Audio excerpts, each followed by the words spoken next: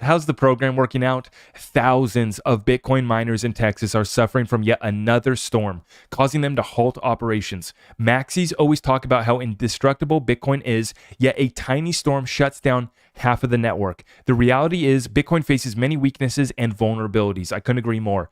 What else do we see taking place right now? Hector Lopez, Bitcoin has processed its largest block in history at 3.96 megabytes, and it only had 63 transactions. Why?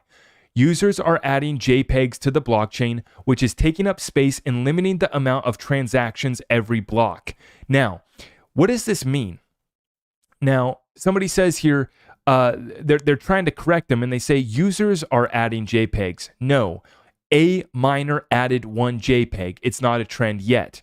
Hector Lopez replies, no, a miner added a JPEG that came from a user. The reason it's one is because the block limit is 4 megabytes. Here's a website showing the JPEGs being added right now. So nonetheless, we see a back and forth between the Bitcoin bros trying to figure out why it's not working. Apparently one JPEG filled up a block and is slowing up the Bitcoin network. That's how inefficient it is. And that's why I say it's not the answer.